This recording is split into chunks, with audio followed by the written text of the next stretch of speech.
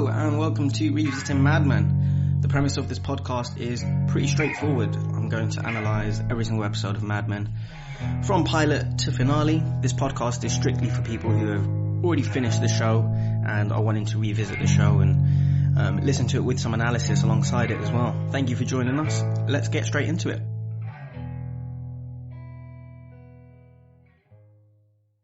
So season 1 episode 1 of Mad Men. It's called Smoke Gets in Your Eyes. It was directed by Alan Taylor and written by Matthew Weiner himself. And its original edit was July 19th, 2007. The first shot of Mad Men sets the precedent for the show, as does the entire pilot in a lot of ways. We see this shot that's a recurrent shot in Mad Men of the camera zooming into Don Draper's back. I don't know if the writers have a specific reason as to why and when they show this shot, but it keeps coming up. And the obvious interpretation, I think, and maybe this is too, maybe this isn't sophisticated enough, but it creates some distance. It reinforces this idea of the audience not fully knowing who Don Draper is, because of course we don't fully know who Don Draper is, until, little clues are given here and there throughout the entire 7 seasons. It's only until the end where, you get this idea of who Don Draper is, who Dick Whitman was and is. And the first time we really understand who Don Draper is actually 12 episodes in, when we finally are shown exactly how Dick became Don. We're given clues, of course, even from this very moment. Like I say, that's what the shot is telling us. Obviously it takes multiple rewatches, multiple viewings to catch on to things like that, but we see his back for a reason. We don't see his face because he's not telling us everything, he's not showing us everything. The writers aren't telling us everything at that point about who this man is. And then we see this waiter come in and talk to Don, and Don's sort of trying to come up with ideas for this cigarette ad that he's got, and then a white waiter, who I'm guessing is the first waiter's boss, comes and says, "Is this man bothering you?"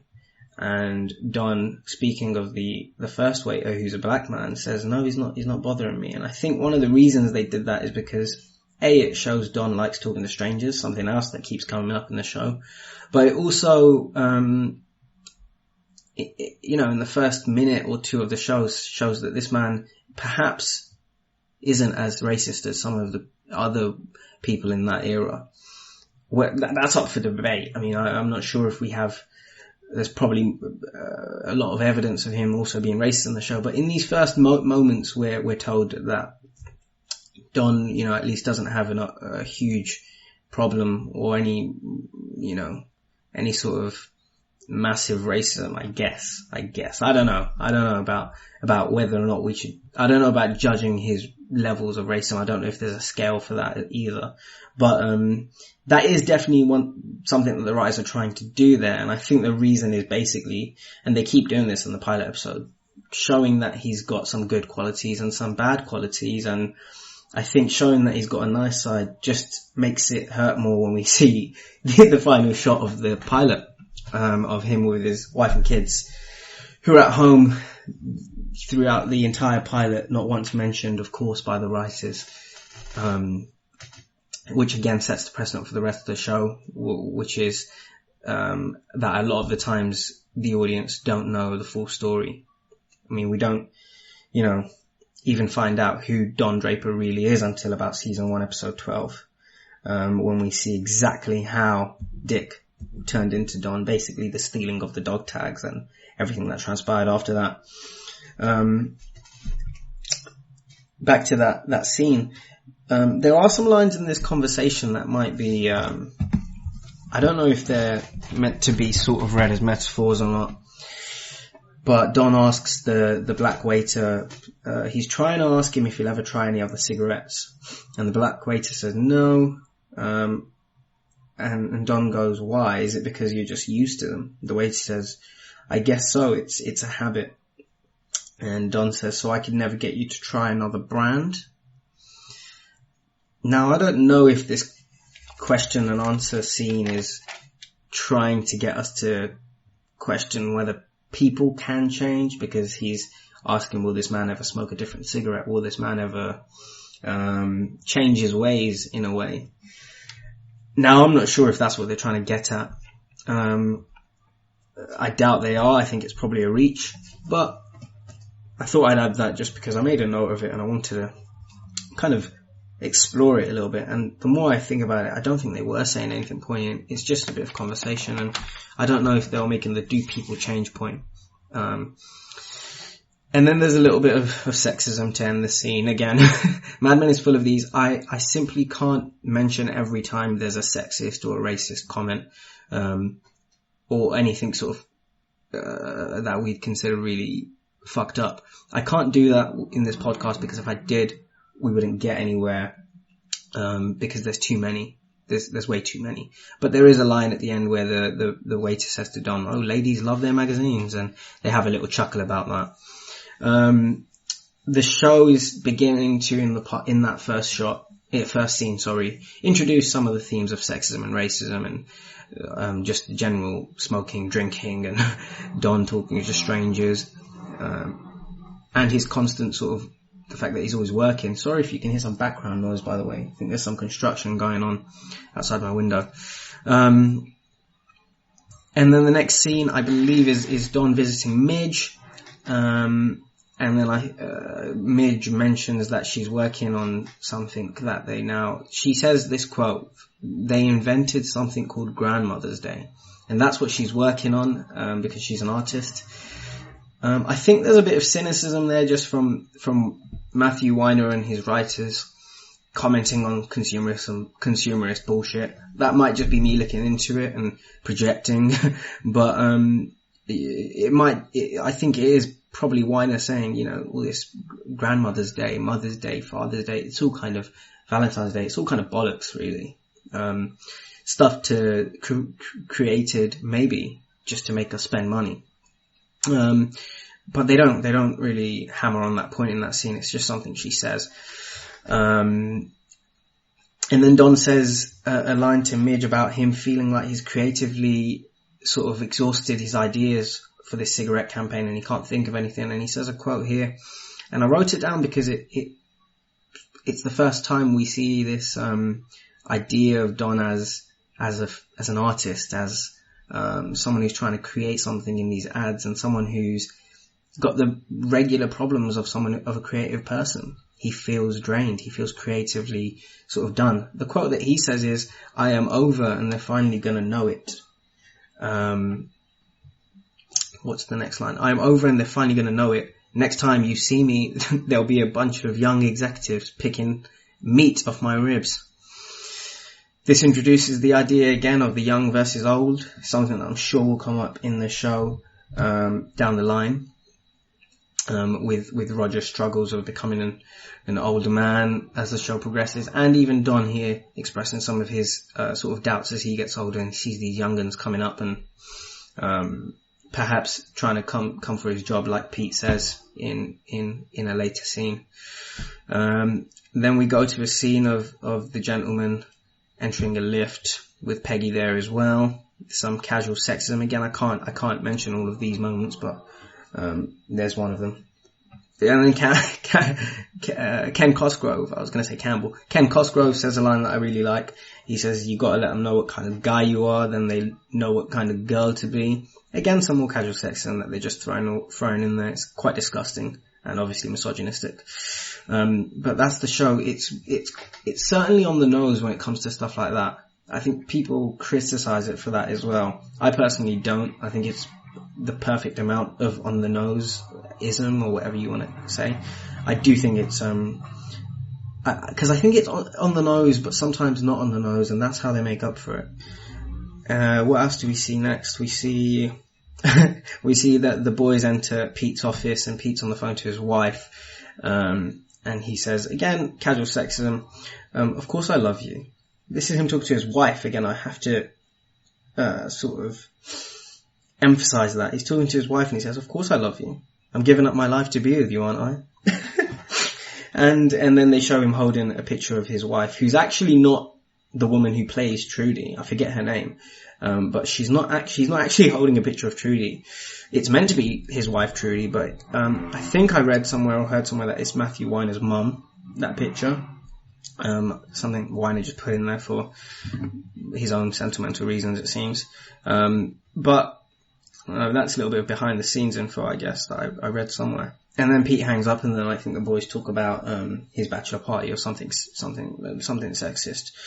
And then there's some woman-to-woman sexism with Joan introducing herself in the office to Peggy, and she's saying that she tells her to put a bag over her head and really evaluate her strengths and weaknesses. Another key line from the pilot that is so I don't know, it's just a classic Mad Men line. It's just brutal sexism, really honest. And then there's another one of my standout lines from the pilot that I always think about is when Joan reveals the typewriter and stuff and says, "Try not to be overwhelmed by all this technology." Hilarious line. I don't have anything to say about it other than it's hilarious. And I remember when I first was watching the pilot, it was just one of the lines that stood out to me. One of the scenes, that I was just, you're being introduced to a sense of humor of this show in the pilot, I think. And you either bite or you don't, and I really fucking loved it. I really loved it. Another classic Mad Men storytelling moment happens straight after this scene with Joan and Peggy. It's Roger going into Don's office, and Roger tells Don, you look like shit. I think he sarcastically says, you look like $100 or something along those lines.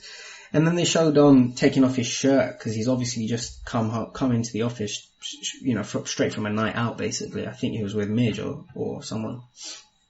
And they show him opening his drawer. Nothing said about this. It's just one split, maybe 1-2 second shot, where they show him opening his drawer and there's a stack of shirts. It's not even 2 seconds. It's less than that. Of just a shot of his shirts, and it's classic Mad Men storytelling because it's one shot that tells you a lot about this character, right? Why does he have a stack of clean white pressed shirts in his fucking the drawer right next to his desk? It doesn't maybe paint him in the most favourable light when you learn that he's got a wife and kids at home. It's quite disgusting, actually. But the good thing about Mad Men is that, as disgusting as this protagonist is, I think the point is that we still love him to some extent, and we still root for him to some extent. Otherwise, why do we care what happens to him? Why do we continue watching? So I do think you're meant to love him, and I do think you're meant to hate parts of him. But that's like the thesis of the show. Again, I'll talk about that far more as this podcast goes on, about how Mad Men is basically about your good parts and your bad parts, I think. That's my interpretation of the show. And it's about overcoming the shame of perhaps your uglier side, your uglier characteristics, and fully loving yourself. But again, like I say, we'll get to that on another time.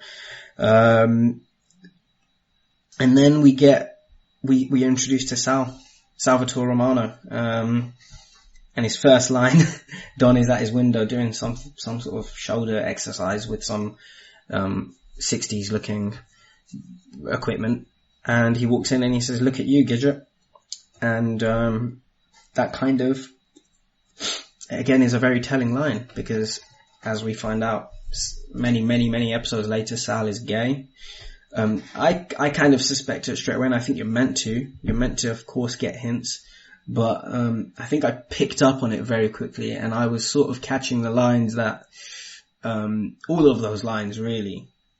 For example, he comes in, he says, "Look at you, Gidget," and then he puts down his, his drawing that he's done for his, I think for Lucky Strike, and he sort of puts his hand over it and says, "This is my neighbor," who he presumably drew, who Sal describes him as always looking very relaxed. And I was picking up on these, and and the scene of them later in the bar as well, Sal says something that's clearly gay, because the woman says something like, "Oh, I love this room, it's filled with men," and then he says, "Oh yeah, tell me about it." Something along those lines. But I think it's not one of the things that Mad Men are trying to hide, I don't think. I don't think they necessarily don't want us to know that he's gay at that point. They don't mind if you know. They do mind if you know other things, and that's why they conceal them, such as the fact that Don has a wife. He doesn't wear a wedding ring because Mad Men is about the details a lot of the time, and they know that, just not mentioning anything about his wife keeps it out of her mind, so that when we do see it, it's an even bigger shock. And I don't think they sort of did that with Sal. Sal isn't the protagonist. It's a side story. We can know he's gay, basically. The reveal isn't as important. I think the reason I think that is because, the fact that I sort of picked up on my first viewing, when I first watched the show last year or so, I feel like because I picked up on it, they weren't necessarily trying to hide it. Maybe they were though. And then Don says, why don't we get a female model? And then Sal says, oh, I love my work. And it's really forced, and the delivery is quite perfect, really, because Sal, I feel like the way he said it is how you'd say if you were a closet homosexual in the 60s. It was forced and awkward. And then the psychologist comes in, and I believe, I know that this is the first mention of Freud in the show, or the first reference to Freud, whom I've read that Matthew Weiner loves, or at least loves the work of. I don't know if he loves Freud himself, but he's certainly fascinated by Freud's works. And the psychologist that comes into Don's office mentions the death wish that she believes society has, and Pete obviously refers to her research later on as well. Not much to say here. Other than the fact that he throws her research in front of her, he throws it in the bin in front of her face, which I thought was pretty rude, and kind of, showing us his ugly side as well. And then we see Don lying down on his back on the sofa, and the camera zooms into a fly that's trapped inside the ceiling light. I've watched the show 4 times now. I've probably watched the pilot even more than that, and I still don't know why they show that fly. Maybe it's because I'm kind of speaking off the top of my head now. Maybe it's because Don feels trapped. I don't know. But they spend a lot of time showing that fly. And then we hear some bombing sounds whilst Don sort of drifts into sleep. And I think that's just to tell us that this man's has some trauma in his mind that he's probably not quite done with. And I think, these next 7 seasons is us watching him deal with those events that he's been through. I'm referring to the war and his childhood and the things that happened then. And then Peggy comes and wakes Don up, and then there's the scene with Pete being super sexist towards Peggy. He says, it wouldn't be a sin for you to show your ankles a bit. And then Don sort of defends Peggy's honor, and he says, hey, cut it out. Essentially, I don't remember and I didn't write down in my notes the quote that he says, but he sort of backs up Peggy and apologizes for Pete. And then there's the scene between Pete and Don where he says the famous brassiere line to Pete about the world probably looks like one big brassiere strapped to you. And there's a funny exchange when he says, how old are you, Pete? And Pete, I thought it was a rhetorical question, and it probably was meant to be a rhetorical question, but Pete actually responds, oh, I just turned 26. And again, back to the delivery of these actors, perfect delivery here from Vincent Kartheiser, I believe it's pronounced, I'm not sure, who, by the way, is probably my favorite character of the show. I don't know if that's I don't have a clear-cut favorite. They're all fucking brilliant, and they're all brilliantly written, and they've all got their, but Pete for me is someone I just, I just love the way that character is written. And, Vincent's delivery in this line, and obviously throughout the show, this is a joke, but his emotional scenes are just as fantastic. He's fucking brilliant. I think he's a genius, really. And then there's a little bit more sexism in the meeting with Rachel Menken. Don starts off on the wrong foot. He goes to shake the hand of, the man who's standing next to Rachel Menken, who's actually meant to be an employee of Sterling Cooper. So he starts off on the wrong foot and then ends on an even worse foot when he says, I'm not going to let a woman talk to me like this. And he storms out. He does what Don continues to do in a lot of his meetings, where he just sort of throws a tantrum, as Pete puts it, after the New York Times incident.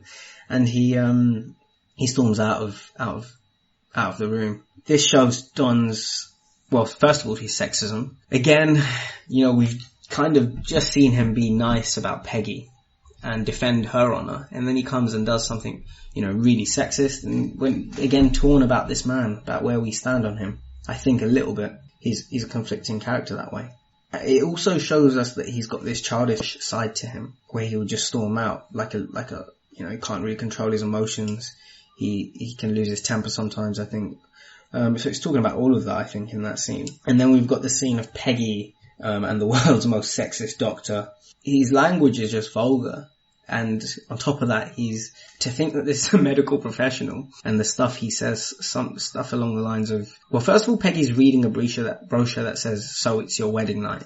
And it's clearly saying that there's this attitude, even in the medical profession, that contraception is only for people who are married.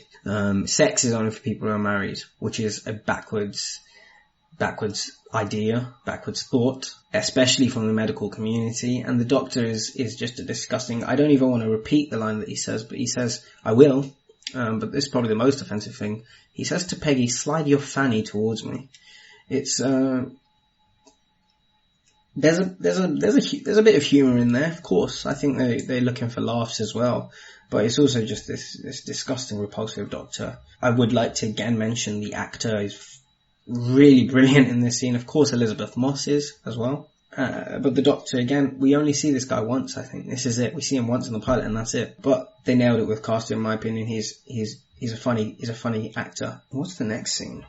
I think we go back to the meeting, and then Don says his sexist line, and then Don and Pete are walking back, and I just wrote down a quote here from Pete where he's talking to Don about how shit the meeting went, and he says, "Look, you're right, Don, I'm not great with people." And that line stuck out to me, because in later seasons we see that Campbell actually is good with people, because he becomes one of the most successful account men in SCDP. So I kind of like that line. Again, maybe it's just because I'm a fan of Pete, but I like that they're laying this they're putting this quote out there of him not being good with people, but he proves to be very, very good with people, in fact. And we see it happen a lot where Don loses his temper, just like he did in the Mencken meeting, and Pete picks up the pieces. He actually fails to do it in the scene with Mencken. He further offends her, in fact. But we see it in later seasons. He perfects his role. Don is the hot-tempered alpha male, if you want to say. And Campbell is perhaps not the alpha, but he has a skill, and he fucking does it really well, because he is great with people. He is. Strange enough as it is, he is good with people. And then there's the Lucky Strike meeting, which is kind of the centerpiece of this episode in a lot of ways, because it's the thing that's been occupying Don's mind a lot.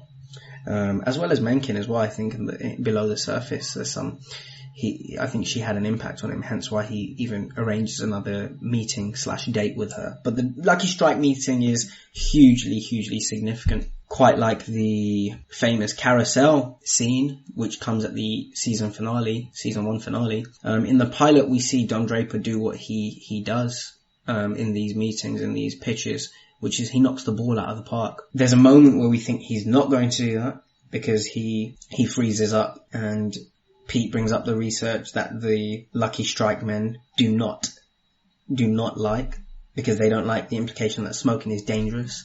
And these men, just like Don Draper earlier, they don't care for the research, because like Don Draper, these are outdated men.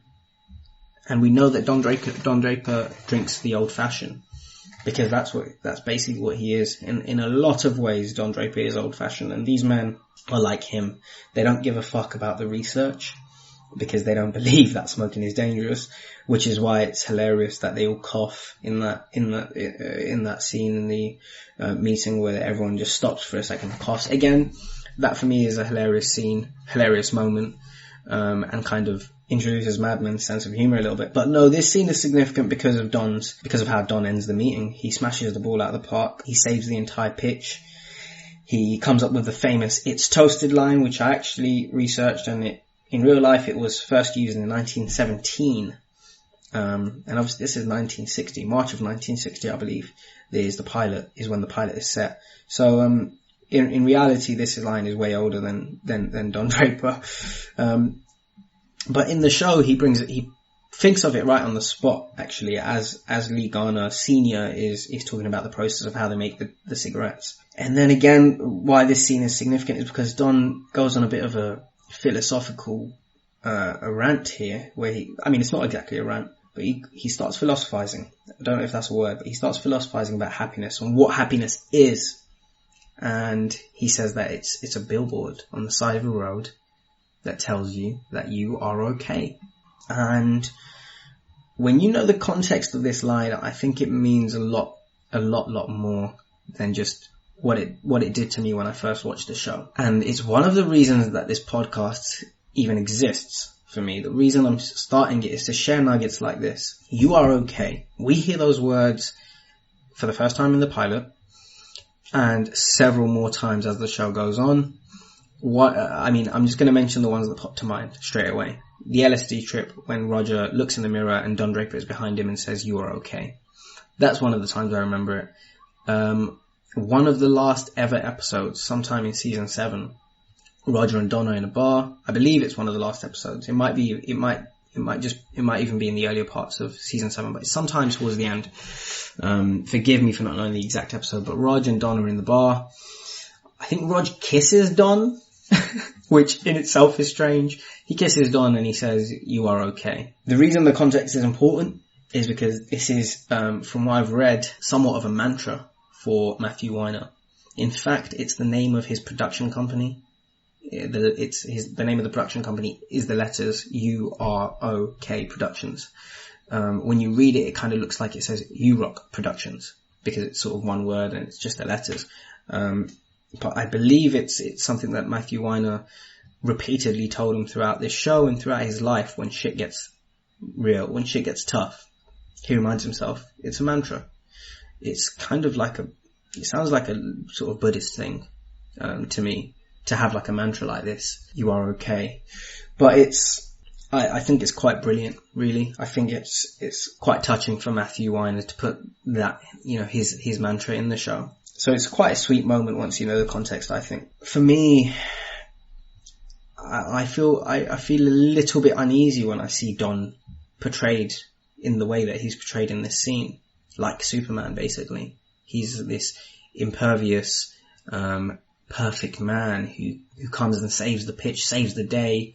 And of course he's handsome, of course he's tall, he's the alpha, he's got a deep booming voice. These are all things that the show presents to us, and they present him as this awesome figure in a lot of ways, who can save the pitch, who does have the confidence to do something like that. But the show doesn't end there. That's not what this show is about. The show isn't about this fantastic hero who comes and saves the show at the end of the episode or the pitch. This show, it doesn't fall under the category of those shows that's just, I heard this term once and I can't remember where or who, so I don't know who to ascribe this quote to, but it's something about how there's a lot of TV shows, and I think Sherlock Holmes is one of those characters where it's just like competency porn or intelligence porn, where we're just watching a man who's really high functioning, really intelligent, and unnaturally intelligent. And he just comes and kind of like the Deus Ex Machina, I don't know if I'm saying that right, but he comes and he just sort of like with a magic wand solves everything because he's so smart, and he's so perfect.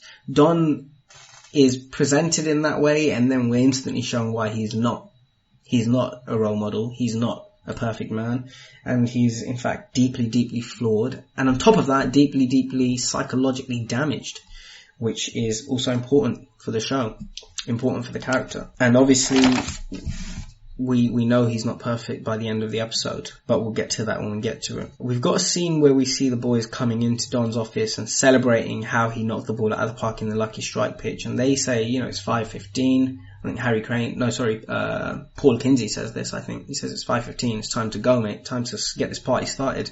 And they're referring to Pete's bachelor party. And Don politely declines. He says he's not going to go. And I think it's significant because Roger, just before that, says, it looks like you guys are going to take part in some mid-level camaraderie, so I'll see myself out. And Don is left in that room, but then he also sees himself out of the room. He doesn't physically, I mean metaphorically. He says, I'm not going to join the bachelor party. And I think that's kind of a power move on his part. I don't know if it's intended or not, but it is a power move because he's not partaking in their activities. He's not a part of their club, which once again reinforces this idea that this man is alone. He's, guess we're trying to find what group he fits into at work. We see that he gets along with Roger. We see that he doesn't really get along with Pete as much as Pete wants to suck up to Don. And it's drawing those boundaries. That's what Don's doing here. And it sets the precedent for the show. Again, like I say, he's not a part of their club. He's not from the same cloth as Pete or Harry he is in a lot of ways, but he certainly isn't joining them here. And then Peggy comes in and says that she says, I heard you were amazing in the meeting.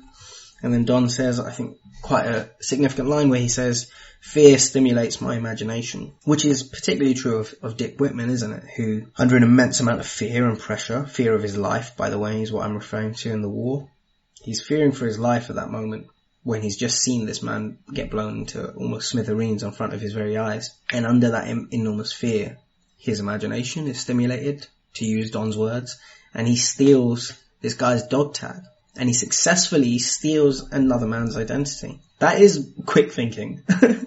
He certainly does work well under great pressure and great fear. And I think it's just an example of Madman's brilliant writing. This line makes perfect sense in the scene, but it also means something else. 11 episodes later, when you find out that he stole another man's identity during combat, during war. And then there's another moment where he's drawing boundaries once again between himself and his colleagues when Peggy puts her hand on his hand and he says, I'm your boss, not your boyfriend. It's strange because this introduces this idea that Don has got some rules about whom he sleeps with. And I kind of got the idea that he means, look, because of what he said to Pete earlier as well, about not sleeping with people in advertising, I felt like it's basically him saying, I don't bring this stuff to work. I don't do this at work. But that's not true because we know he does because he sleeps with Mencken. He sleeps with several secretaries later on in the show as well. He goddamn marries one as well. So it's him creating this boundary, but it's something that's kind of really specific to Peggy, isn't it? We learn because he's not averse to sleeping, I don't know if averse is the right word, but he's not opposed to sleeping with his secretaries. We see that later on. But he doesn't want any of that with Peggy, at least. And then we go to the bachelor party and Pete is sexually harassing a woman. He's touching her thigh and rubbing her thigh and she's saying, dude, I'm not comfortable with this. Not fair play to Pete because he sexually harassed a woman in a bar, but fair play to him for at least stopping in that moment when she showed that she's not comfortable with it. I think this strikes me because it's so relevant in our times now, specifically the Me Too era. It's this example of a woman being sexually harassed by a man, and it makes me really uncomfortable because it makes me wonder how much we've even come forward, from the 60s. And I think one of the points of this show, and I think you're really missing something if you don't get this from Mad Men, one of the points of the show, I'm sure this is one of the main driving, I don't know if it's on the writer's minds, but it certainly is one of my main takeaways from the show, which is that the 60s are not that different to right now, to today. Do we still have racism? Fuck yes. Do we still have sexism? Fuck yes. And so I think it's completely wrong to watch this as like a historical show even. It is, but this show is more about humans and how we behave. And that doesn't change. It hasn't changed at least. I fear for how, relevant the show is sometimes to our current state politically, in terms of gender politics, in terms of race politics, class politics. It's all, a lot of the issues are the same to now. And I think that's one of the points of the show. I do think that's one of the main sort of takeaways. Then we go to Don in the bar with Rachel. We see that he is shaken by some of Rachel Mencken's comments. He asks her why she's not married, and she says she's never been in love. And Don makes fun of her. He takes the mick out of her, and he basically says love doesn't exist. Love was created by advertisers like me, to sell nylons is what he says. And he reveals a little bit more about his philosophy. It's this idea of him saying we're born alone, we die alone, and it kind of shows us why he's a bit fucked in the head. He doesn't believe in love. What kind of philosophy is that? It's the philosophy of someone who well, he mentions being born alone. He quite literally was born alone because his mother died, I believe, during childbirth. That's what being born alone means.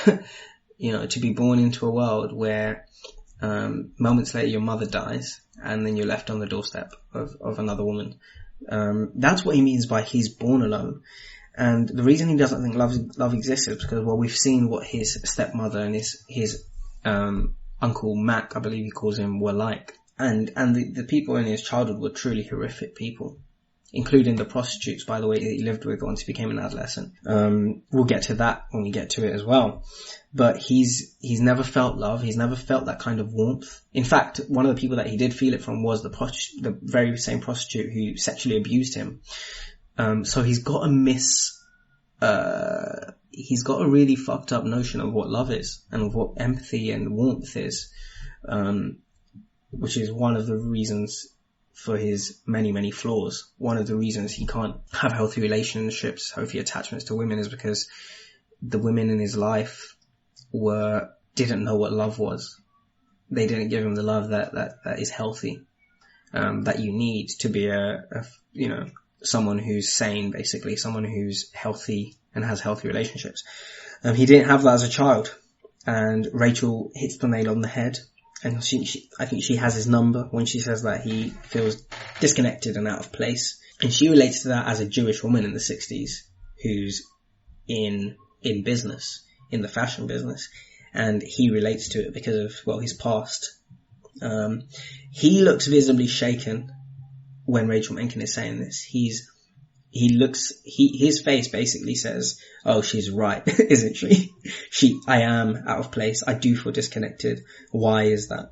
And I've read somewhere, someone on Reddit, forgive me for not remembering who this was, but someone said that this is the very moment that the show basically starts, because it's the first time we see Don Draper unraveling. It shows him beginning, just beginning to confront some of those darker places in his mind. And then we see Pete Campbell go to Peggy's house and they fuck. As the episode closes, we see Don Draper on a train going back home. I think these shots of him on the train are extremely significant. I think the shots of him on a train symbolize Don Draper kind of prepping before going home, turning into the man that he needs to before entering that big red door of his front house. And the reason I think it's significant is because we see him, a really specific scene in season 1, episode 12, after he's just stolen the identity of Donald Draper, the real Donald Draper, and he's going to deliver the body of Dick Whitman, which is actually inside the coffin will actually be the real Don Draper. But he goes and he's on a train and they show him basically seeing his family for the last time, and his younger brother sees him on the train actually. And we see him looking out at the family, and then there's a woman's voice who says to Don, I can't remember exactly what she's saying, but she's quite clearly flirting. And Don does look handsome in his soldier's uniform, and she touches his hand or his arm and says, oh, look at you. Let me buy a soldier a drink. And then they turn around and they walk towards the bar. And once again, we've got a shot of Don walking away from us, and we're looking at his back. And I think that shows Dick Whitman turning into Don Draper. He is now a war hero, and he's seen that way on that train by that woman. She is a microcosm for the world and for society and for how everyone else in the show and the audience see Don Draper when they look at him. They see this handsome ex-military man who's got all these great qualities, confidence, charisma, looks, fucking brilliant suits. But that's not him. But I feel like the train thing is kind of showing him on the train kind of shows the audience how he sort of turns into the man that he needs to be.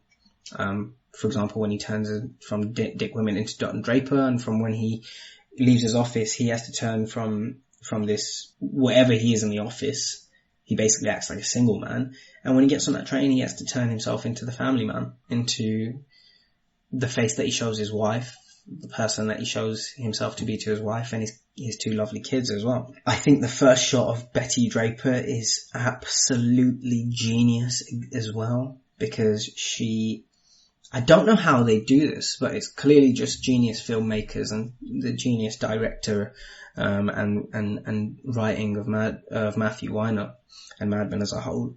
But they show Betty Draper, basically, to me, she looks like a fucking princess in that first shot. Her beautiful skin illuminated by the lamp that she turns on, her beautiful hair, her beautiful eyes, she's just looks perfect. She's wearing this lovely, I think, this pink nightdress, and she looks like the perfect woman, the perfect wife. At least on the surface in that shot, I mean, just on a superficial level. And of course, what's in perfect sight is her wedding ring. And this is their reveal, that he's got this beautiful princess who waits at home for him whilst he's out being a philandering, disgusting douchebag of a husband. And then we see, of course, he goes upstairs to his kids, and they leave it as late as they possibly can, because they show, as in the reveal, that he has kids in the first place, and a wife as well. But even after we meet his wife, he kisses her and he says, "I'll be back." He doesn't say, "I'm gonna go say hi to the kids. I'm gonna go kiss the kids goodnight."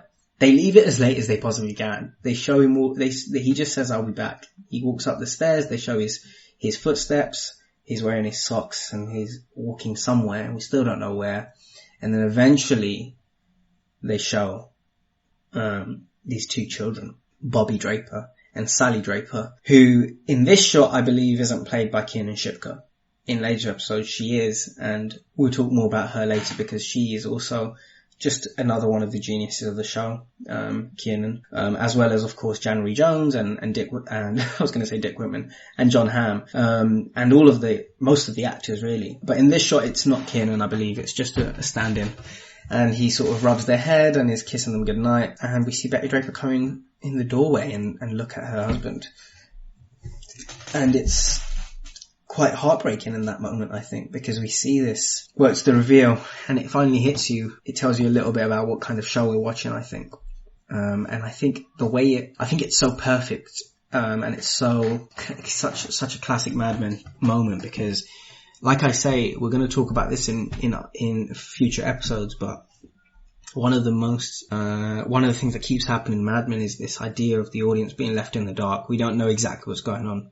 And in this moment, we think, even here, when they reveal something so huge, i.e. his wife and kids, we still don't know the full story, because he's not even Don. He's not even the man that these people think he is. So there's that element to it as well. Even in a reveal, they still don't reveal all of it, because that's what Mad Men is about. They withhold so much information from you, but it makes for a fucking really good television. It's a drama show at the end of the day, and that's how they create their drama. That's how they create, for me, the best TV show I've ever watched, the most suspenseful show, just the most perfect drama television series, really, in my opinion. And that's one of the ways they do it. They withhold so much information from you, and they give you so little, and yet so much as well, because of course it gives you a lot of food for thought. That's one thing they love to do at the end of the episodes. You don't finish a Mad Men episode usually and have all the answers. You're left to think about it and sit with it for a while. And I love that final shot of Betty in the doorway, and Don sort of kneeling at his kid's bed. It's so perfect and heartbreaking, and I still feel like I can remember the first time I watched it, and I might not be remembering the first time I watched it, because I've watched it 4 or 5, 6 times since. But I just remember thinking, oh, it's fucking brilliant that they revealed it in that way, and I thought it was quite genius. And it's actually a shot that we see later on as well. This is the final thing I'll say about this episode, but we do see Pete have the exact same shot with Trudy Campbell standing in the doorway, and Pete is kneeling beside his daughter's bed, and he's rubbing her hair or something like that as well, saying goodnight. And by that point, of course, we already know this, because this is quite late on. I think this is season 5 to 7 sometime then, when we see that shot of Pete and his family. And I think it's, again, just heartbreaking when we see it with Pete as well, because it's this man who has this family, and for whatever reason, he fucks it up, basically. He cheats on his wife, he isn't honest to his kids or his his wife at any point. Pete and Don, I'm talking about, you know, and they've got these beautiful wives, these beautiful children, and seemingly idyllic lives in a lot of ways, yet they seek something more, something else. Yet they're not content with their beautiful wife, their beautiful kids. They're not content with their lives. And they're these cheating, lying, disgusting men in a lot of ways, who we care so much about as well, which, you know, it's what this show is about. It's about these men's lives, these women's lives, and we follow them on the journey. And that's what we're going to do in this podcast as well, for 7 whole seasons. That's all I'm going to say for season 1, episode 1. Thank you for listening. Do join me next time. I'm going to be talking about season 1, episode 2. Thank you for listening once again. You've been listening to Realistic Madmen.